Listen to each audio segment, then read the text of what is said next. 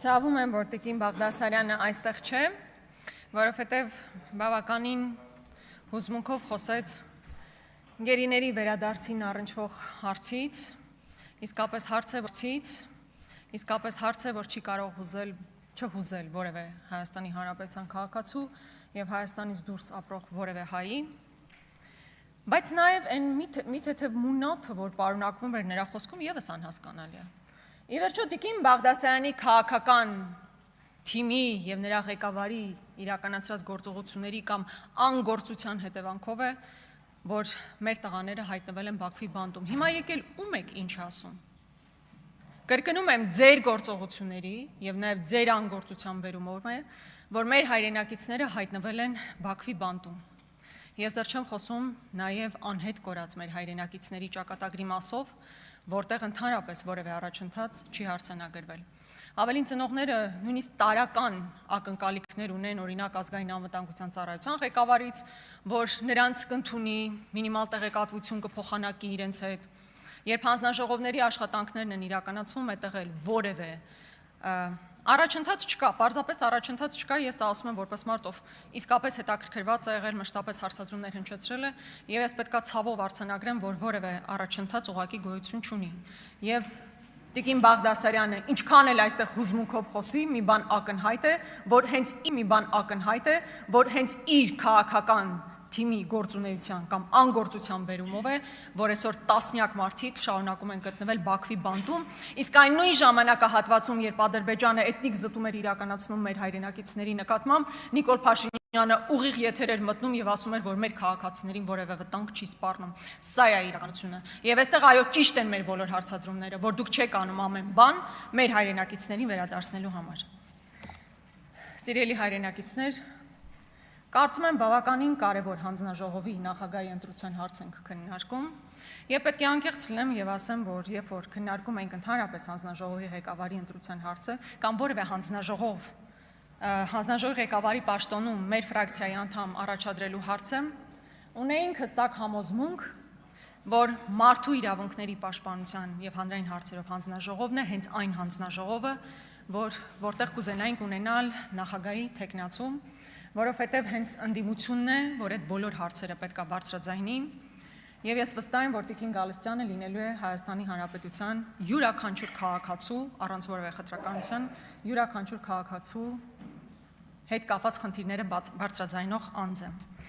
Հիմա եկեք հասկանանք, արդյոք Հայաստանի Հանրապետությունում պաշտպանված են մարդու իրավունքները։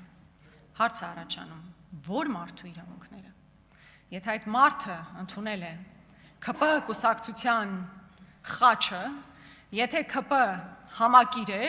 իր իրավունքները ամենայն հավանականությամբ պաշտպանված են կամ գոնե ոտնահարված չեն։ Որ պահից այդ նույն մարդը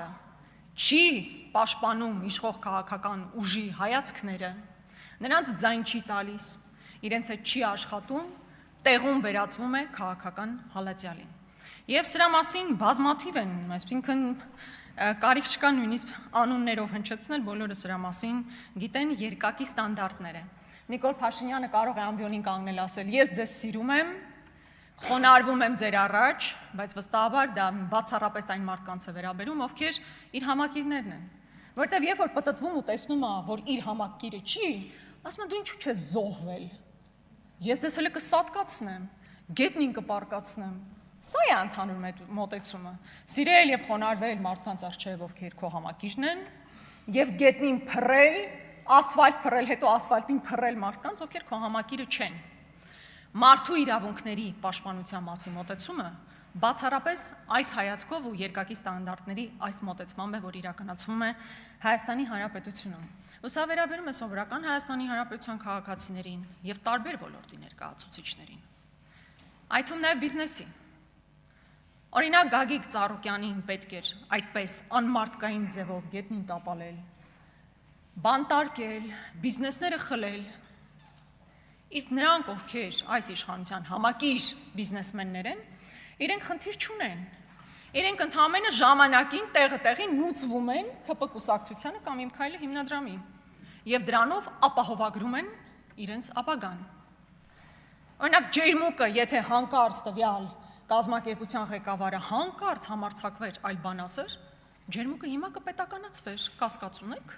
Ինչպես պետականացվում է, այսպես ասած, պետականացվում է, իսկ փասացի խլվում են մնացած բոլոր բիզնեսմենները։ Նույնը դատավորների մասով, այն դատավորներն, ովքեր իրականացնում են ձեր ցանկացածը, այսինքն քաղաքական որևէ անձի բանտարկում,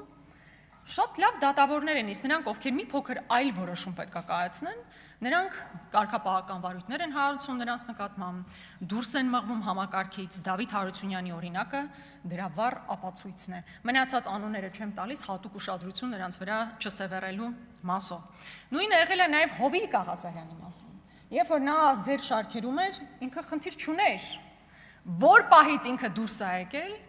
ԿՊ խմբակցությունից կամ հեռացվել է, ինչպես երևի ավելի ճիշտ կլինի ասել, նրա մասնավոր կյանքը նույնիսկ դարձավ հանրային սեփականություն, մասնավոր իրավունքի, մասնավոր կյանքի իրավունքը ամբողջությամբ ոտնահարվեց։ Նույնը տեղի է ունենում նաև համայնքապետերի հետ կապված։ Այստեղ չեմ հիշում ով երեք ասում էր ԿՊ-ից, որ բա գիտեք, տեսեք, մեր իշխանության օրոք ընդդիմադիր համայնքապետեր են ընտրվում։ Շատ լավ է, կարող են ընտրվել, բա հետո իրանց հետ ի՞նչ է տեղի ունենում։ Պարոն Ասլանյան, ձեզ հետ ի՞նչ տեղի ունեցավ։ Դուք ընտրվել էիք։ Պարոն Ասլանյանը բավարար թվով ձայներ ուներ, որպեսզի ընտրվեր համայնքապետ, բայց նրա նկատմամբ իրականացվեց հասկանալի է ինչ, քաղաքական հետապնդում, մարդը գնացել եւ նստել է։ Եվ եզակի դեպք չի հո պարոն Ասլանյանի դեպքը։ Բազմաթիվ են նման դեպքերը։ Եվ այսօր էլ կան այո ընդդիմադիր համայնքապետեր կան, բայց ձեր այսպես կոչված իրավապահ համակարգը մեխանիզմները հո պարապ չեն նստել, գալիք ընտրություններից առաջ լավ էլ քայլեր ձեռնարկում են, դրա մասին առաջիկայում էլ կխոսենք, որպեսզի թույլ չտան որևէ ընդդիմադիր համայնքապետ Հայաստանի Հանրապետությունում ուղղակի գոյություն ունենա։ Շատ կարևոր է պրիվենտիվ, բայց եթե չի ստացվում պրիվենտիվը, հետո այլ քայլեր են, ավելի կոշտ քայլերի են գնում։ Մասնավոր կյանքի անձեռնմխելիությունը իսկապես ֆունդամենտալ իրավունք է, որը ամբողջությամբ ոտնահարված է Հայաստանի Հանրապետությունում։ Կարծում եմ ձեզ համար եւս նորություն չի լինի։ Այսօր Հայաստանում նույնիսկ երկու մարդ իրար հետ զրուցելիս փորձում են կամ շշուկով խոսել, եթե քաղաքական դիրքորոշման մասին պետք է խոսեն, կամ հեռախոսը հեռու միտեղ դնում են, նոր սկսում են շփվել։ Կարծում եմ դա շատ տարածված բնական միջավայր է դարձել յուրաքանչյուր Հայաստանի Հանրապետության քաղաքացու նկատմամբ։ Ընդ որում, եթե խոսքը վերաբերեր բացառապես ընդդիմադիր գործիչներին, ես այդտեղ կհասկանամ, ես էլ հո վաղուց գիտեմ, որ մեզ լսում են։ Բայց երբ որ Հայաստանի Հանրապետության ցանկացած քաղաքացի ինձ փողոցում տեսնում այսպես գաղտնի փորձում է մի բան ասել ու գնալ, որպեսզի հանկարծ որևէ տեղ դա չֆիքսվի, որպեսզի հետագայում նրա նկատմամբ քաղաքական հետապնդում չլինի, դա ուղղակի խոսում է իրական մթնոլորտի մասին Հայաստանի Հանրապետությունում, որովհետև այն վախի մթնոլորտը, որ դուք տարածում եք, չի կարող իր հետևանքները չունենա սովորական քաղաքացիների վրա։ Գործից աշխատանքից հեռացումներ, Facebook-յան ստատուսի, ուղղակի մի քլիքով մեկին լայքելու համար մարդիկ հեռացվում են աշխատանքից։ Մասնավոր կյանքի մասին խոսելիս, վերջերս Գագիկ Ծառուկյանի ընտանիքի հետ կապված մի իրավիճակ ստեղծվեց, որտեղ մարդու մասնավոր կյանքի ընդ որում չապացուցված դրվագներ դարձան հանրային սեփականություն, որը մարդու ուղղակի արժանապատվությունը նվաստացնելու եւ բարելավելու նպատակ է ունեցել, ուրիշ ոչինչ։ Կամ երբ որ արդեն ազգային անվտանգության ծառայությունը սահմանապահ զորքերը կարողանում են տեսանյութ տրամադրել մարդու մասին, ու երկրի ղեկավարն էլ ասում է ինչ կա այդտեղ, ինքն է որոշել, ազգային անվտանգության ծառայությունը կարող է արտահոսք իրականացնել։ Չի ասում կարող է տրամադրել ինֆորմացիա, ասում է նորմալ է։ Եթե ազգային անվտանգության ծառայությունից արտահոսք է տեղի ունենում։ Սա ուղղակի խայտառակություն է։ Կանանց իրավունքների մասին խոսեցինք, պարոն Հարությունյան, խայտառակ անեկդոտ եք պատմել։ Խայտառակ, հուսով եմ գիտակցել եք։ Նույնիսկ մի քանի տղամարդկանցով նստած այդ անեկդոտը պատմելը արդեն ամոթ է։ Բայց դուք եկել եք ազգային ժողովի դահլիճում նստած եք դա պատմում։ Լավ չի։ Դա խայտառակություն էր ուղղակի։ Երբ որ խոսեց ԿՊ-ական կին պատգամավորները խոսում են նրա մասին, որ իրենց ընտանիքներ են մտնում եւ այլն, ես ուղղակի իմ գործընկերներն էլ, կին գործընկերներն էլ գիտեն, կարող են դուք անձնապես ինչ-որ բան չեք ասում, բայց ձեր կողքի ինֆլուենսեր կոչվողները, բլոգերները, ֆեյքեջերը տեսել եք ինչեր են տարածում, ու դուք դեռ խոսում եք կանանց իրավունքներից, լավ, մենք հենց հասկացանք։ Արեգնազ Մանուկյանի մասին, ինչու մինչև հիմա որևէ մեկը չեք բարձրաձայնում այդպես էլ։ Տարբեր հարցադրումներ հնչեցվեցին կանանց իրավունքներ, ընտանեկան բռնություն, ընտանեկան բռնության մասին, կնոջ իրավունքների պաշտպանության մասին խոսողները մի բառ չասեն Արեգնազ Մանուկյանի վերաբերյալ, ավարտում եմ մի նախադասություն։ Անդրանիկ Թևանյանի տեսակցությունները բաց են։ Արեգնազ Մանուկյանը, որ անցնում է այդ գործով, զրկված է իր երեխայի հետ շփվելու հնարավորությունից։